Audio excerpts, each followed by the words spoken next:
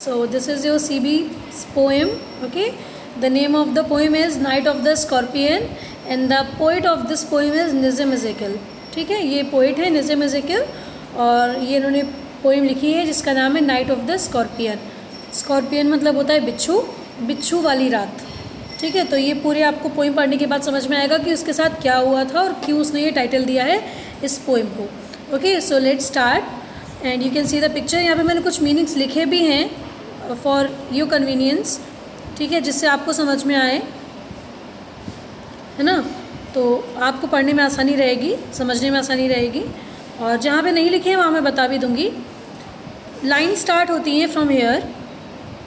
I remember the night my mother was stung by a scorpion. तो यहाँ पे poet है, वो कहता है कि मुझे याद है वो रात, my mother was stung by a scorpion, जब मेरी माँ को एक बिच्छू ने काटा था या डसा था. ठीक है, स्टंग माने डसना. तो मुझे याद है वो रात जब मेरी माँ को बिच्छू ने डसा था.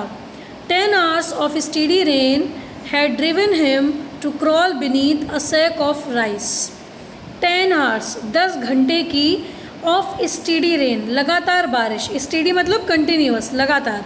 10 घंटे की लगातार बारिश ने had driven him to crawl beneath a sack of rice. घंटे लगातार बारिश हुई, इस वजह से वो चलकर मतलब रेंगता हुआ, क्रॉल है ना तो रेंगता हुआ, बीनीथ मतलब नीचे और अ सैक ऑफ राइस मतलब चावल की बोरी के नीचे छिप गया. ठीक है, वो चलता हुआ कहाँ जाकर छिप गया? उसकी माँ को डसने के बाद एक चावल की बोरी के नीचे छिप गया, क्योंकि 10 घंटे से बारिश लगातार हो रही थी, है ना. फिर क्या हुआ? Parting with his poison flash of diabolic tail in the dark room he risked the rain again. Parting with his poison, parting with his poison मतलब अपने जहर से अलग होके. अपने जहर से वो अलग कब हुआ? जब उसने अपना जहर पोइट की माँ के शरीर में छोड़ा, है ना. जब उसने पोइट की माँ को डसा तो वो अपने जहर से अलग हो गया. तो अपने जहर से अलग होकर उसने क्या किया? Flash of diabolic tell, flash मतलब चमक, ऑफ डायबोलिक मतलब होता है इविल, बुरी, दुष्ट.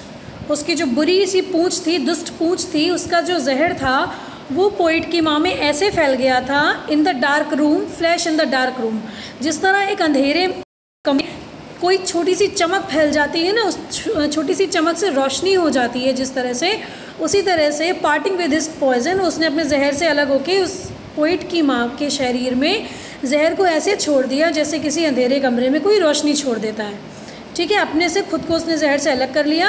और यहाँ पे डायबोलिक टेल क्यों दिया गया है? क्योंकि जो बिच्छू होता है स्कॉर्पियन, उसकी पूँछ में उसका जहर होता है. तो यहीं पे पोइट इसलिए कह रहा है कि उसकी दुष्ट पूँछ से जो जहर निकला वो उसकी माँ के शरीर में ऐसे निकल गया जैसे किसी अंधेरे कमरे में रोशनी जाती है, ऐसे फैलने लगा. ठीक है, फिर है the peasants came like swarms of flies. Peasants मतलब जो किसान थे, जो गाँव में आसपास के किसान थे, पड़ोसी थे, वो आने लगे. केम मतलब आने लगे, आए. लाइक स्वर्म्स ऑफ फ्लाइज, स्वर्म्स मतलब तो झुंड होता है और फ्लाइज मतलब कीड़ों का झुंड, मक्खियों का झुंड जो होता है, उस तरह से वो आने लगे. मतलब जब खबर फैली गांव में कि पोइट की माँ को बिच्छू ने काट लिया है तो आसपास के लोग आने लगे. तो वही जो किसान दौड़े दौड़े आने लगे सब झुंड में. ठीक है, and buzzed the name of God 100 time. और भगवान का नाम ले. बस यहाँ पे बस वर्ड क्यों यूज़ किया गया है? बस यूज़ होता है कि जहाँ पे कीड़े मकोड़े या जो ये मक्खियाँ होती हैं, ये जब भिनभिनाती हैं, इनकी भिनभिनाहट को बस कहते हैं. तो यहाँ पे कंपेयर किया जा रहा है जो ग्रुप ऑफ फार्मर्स है या ग्रुप ऑफ जो पीजेंट्स है उनको, कि वो बिल्कुल ऐसे आ रहे हैं जैसे मक्खियों का झुंड. तो उन्हीं की तरह बोला जा रहा है कि भिनभिनाते हुए आ रहे थे या कहते हुए आ रहे थे भगवान का नाम. The name of God 100 times, भगवान का नाम लेते हुए आ रहे थे कईयों बार, सैकड़ों बार, कि सब ठीक हो जाए, भगवान करे सब ठीक हो जाए, ऐसे बोलते हुए के झुंड उनके घर में आ रहे थे. To paralyse the evil one, और क्या कहते जा रहे थे? भगवान करे इविल वन मतलब उस बुरे को, यानी उस बुरे बिच्छू को पैरालाइज हो जाए, लकवा मार जाए, ये श्राप देते हुए आ रहे थे. भगवान करे इसकी माँ ठीक हो जाए, भगवान करे इस बिच्छू को लकवा मार जाए.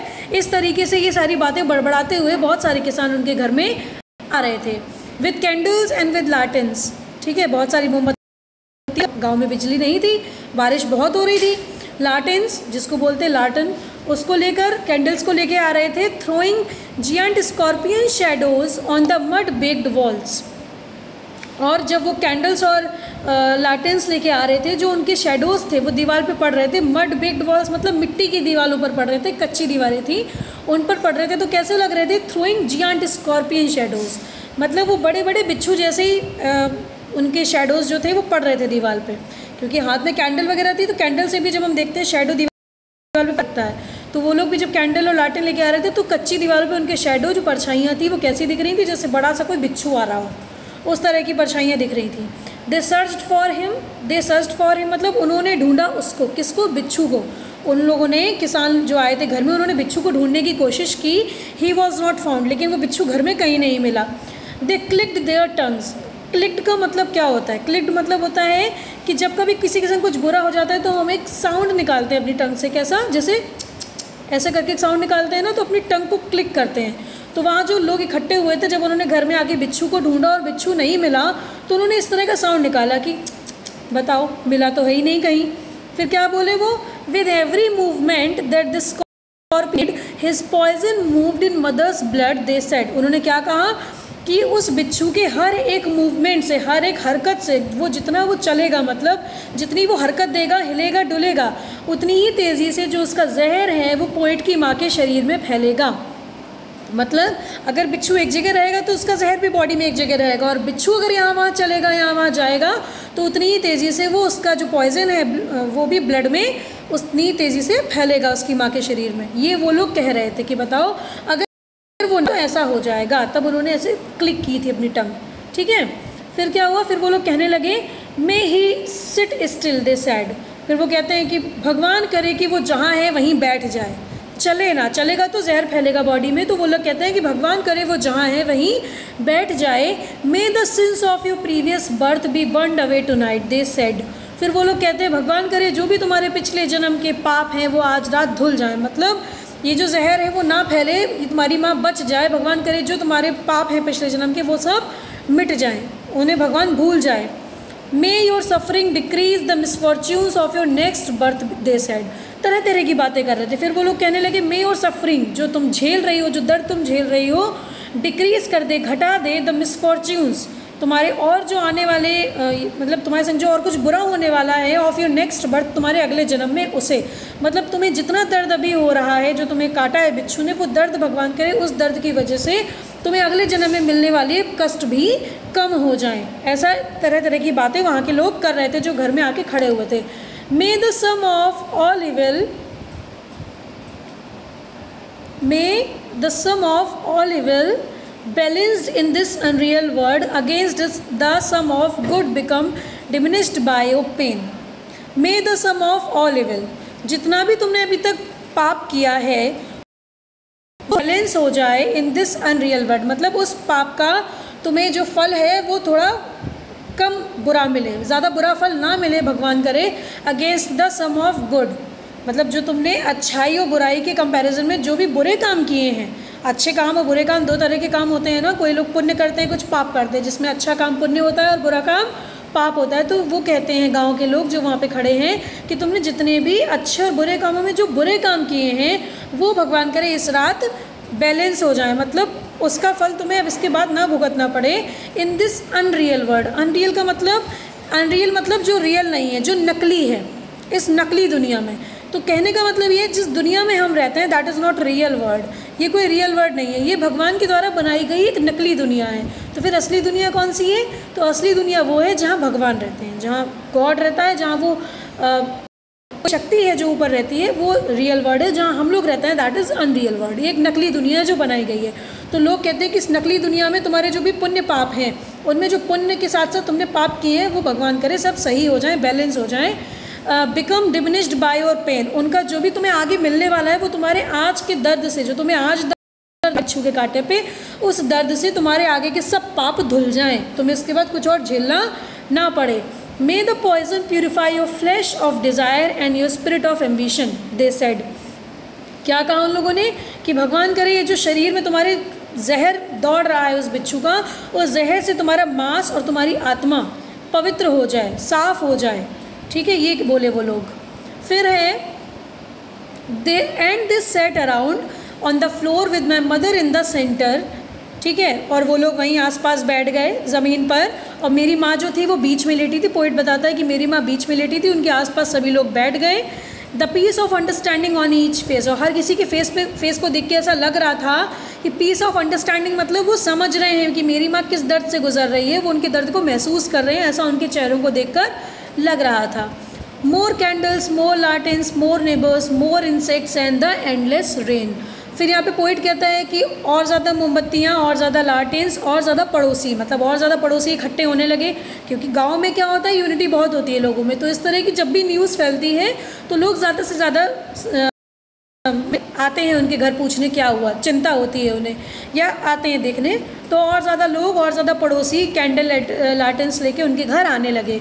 मोर insects in the endless rain, और जो बारिश थी वो एंडलेस थी, रुकने का नाम ही नहीं ले रही थी। तो उस एंडलेस बारिश में और भी ज़्यादा कीड़े मकोड़े भी आने लगे। My mother twisted through and through groaning on a mat, जब किसी के दर्द होता है, अंदर काटा होता है, डसा होता है, तो दर्द बहुत होता है। जब किसी के दर्द होता है तो वो इंसान तड़पता है। तो जब आपने किसी को दर्द में तड़पते हुए देखा है तो वो ट्विस्ट होता है, कभी लेफ़्ट कभी राइट करवट लेता है, बार बार बेचैनी सी होती है।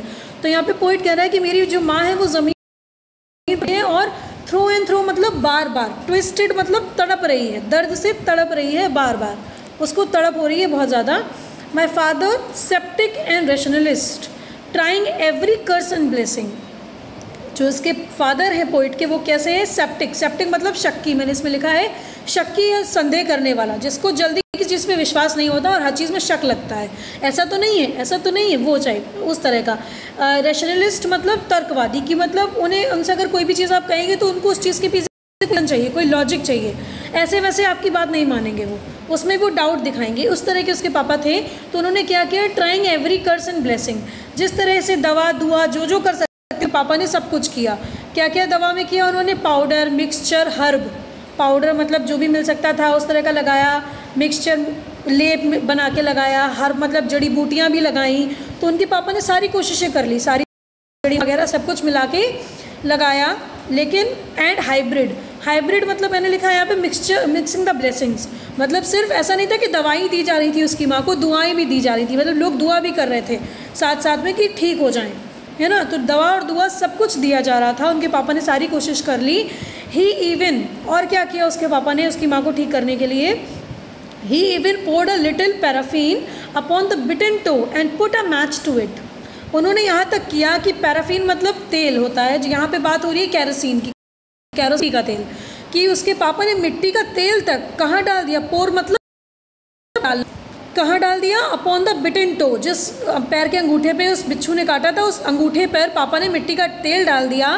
And put a match to it, और मैच से यानी मैचेस से उसको जला दिया उस अंगूठे को, कि ऐसा हो कि अंगूठा ही जल जाए, जहाँ पे डंक लगाए, जहाँ पे डसा है, और दर्द ख़त्म हो जाए और उसकी माँ बच जाए। ये भी किया उनके पापा ने।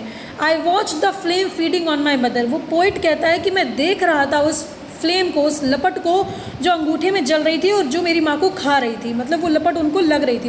भाई पैर के बॉडी के किसी हिस्से में आग लगा देंगे तो बॉडी तो वो उतना पार्ट तो जलने लगेगा, तो वो जो जल रहा था, पोइट कह रहा है मैं देख रहा था किस तरह वो आग मेरी माँ को खा रही थी। I watch the holy man perform his rites to tame the poison with an इंसेंटेशन।